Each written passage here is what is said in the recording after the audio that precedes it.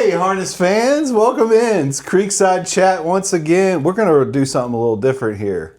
You ready? I'm ready. You don't even know what this is Nope. yet. But so a little bit of debate on social media regarding if the Adios day at the Meadows last week was a successful day, a well done day in harness racing. You want me to answer that? What's your thoughts? Well, I think the first thing I would say is yes and no. I would say yes in the sense that, you know, it was on CBS Sports, right? Okay, great. That's a success. Anytime that harness racing's on national TV, that's good. Betting, fine. I think the personalities are great, right? Like Michael Carter behind the scenes pulled together a great card. The big trainers are there. The big drivers are there. There's enough purses. But if you're not at one of the two big tracks, it's a waste. And I would say a waste in that I'm not betting on the card. Right. And I think most people aren't betting on the card. Even on the Adios. The pools are too small, and I'm not betting on a race with 5 Burke horses. Sorry, I love Burke. Yeah. I love the ownership group. I love the drivers. I'm not betting on a race where there's 5 separate entries for the same group. Okay, counterpoint. I'm assuming this is Michael Carter's work, which I'm really starting to appreciate his work ethic. Oh, I think he does a great willingness to try and do and make harness racing cool and all that. There was a $3 pick 3. I love those. That was raced like whatever, 15, 16, 17. Basically the last 3 races of the day. I like that a lot. We see that extremely rarely in harness racing. It happened at, I think Mohawk had a $5 pick 3.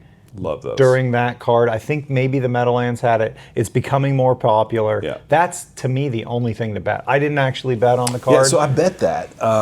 Did you win? What happened to me is I didn't have Shikari. So if I'd have had Shikari, I wouldn't have bet just Shikari was in the either. first leg, Yeah. and then it was kind of like what I thought were 2 singles after that, including Al Papi and BG or whatever. Credit to me, right? Al Papi, thank you. Yeah, I know. Yeah, anyway. I wouldn't have So, yeah, I didn't have Shikari, which is a Burke horse, so I should have put him in there. But that was a super intriguing bet and I thought they made the Adios bettable in that format, in horizontal format. But only in horizontal format. I mean, I found myself losing plenty of money on the Adios personally, but that's a different story. So That's a whole nother episode. a whole nother section. No, but like really the gist of this thing is like, can there be big days outside of like the 2 or 3 major metropolitan tracks? Yeah, and I resoundingly say yes. Let me give you some of the things, if I'm just talking about the Adios, that I saw that I don't see other places, even at those other big tracks. I saw young people. I saw people dressed up. I saw engagement with local radio stations, celebrities, things that actually could gain some traction. There had to be a ton of new people that had never seen a harness race at that Adios day. And from the show that I could tell on TV that's been put on and having been there on Adios day, there's no way that none of those people aren't coming back. And I'm not saying that it's enough to make the Adios super successful or the Meadows super successful or anything, but I am saying it's positive and it's in the right direction. It's what everybody bellyaches is like. No one comes to the track. It's like there was a lot of people at the track. You know, it almost looked like that you were in Ohio where you actually get fans, or you were up in PEI where you actually get fans. Some of these places where like it's like still the 1950s. So I would challenge you until they make the card, whatever number of races, there's 16 races that day, until they make the card 2 hours or less, nobody's going to participate in the sport. Completely agree with that. I mean, we're on the same there page. is no chance that people our age and younger are going to go to the track, bet on harness racing to any degree, or follow a sport that takes 6 hours to complete. 100%. I mean, it is. You know where I'm at on it. Awful. I want to watch. see these tracks build warm-up tracks within the center of the track, Or on the outside. so that you go post-parade race, post-parade race. I think what's killing us is the warm-up time we have to provide, and I know the breed needs it. I'm not debating that. I'm not saying stop warming up horses. I'm just saying we have to find a different way to warm them up than it's traditionally been done. But you can't have what is it, 32 minutes of racing in 6 hours. 100%. Right? Like Doesn't you watch fit. a World Cup game, like maybe they don't score, right?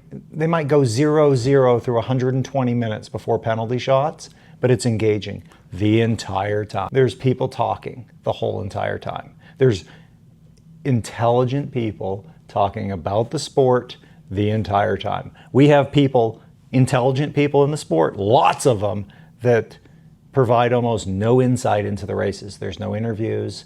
There's no engaging conversations.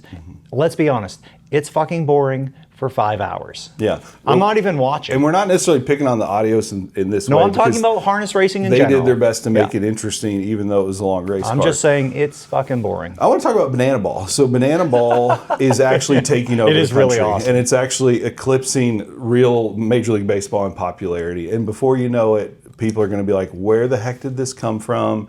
And how did it take over? Well, one of their tenets, one of their rules, it's a timed game. Yeah. And guess what that time is?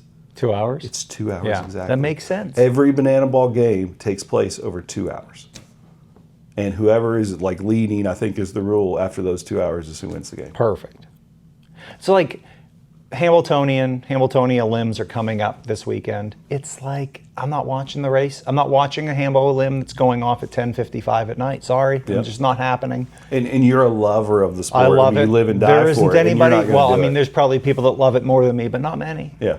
I love it. And I'll watch all the replays the next day, but I'm not staying up to watch. So wake up, America! 2 hours. 2 hours. That's the this call. Is our thing. This is our soapbox. It's our number one thing that we want to see changed. 2 hours. 2 hour race days. Yeah.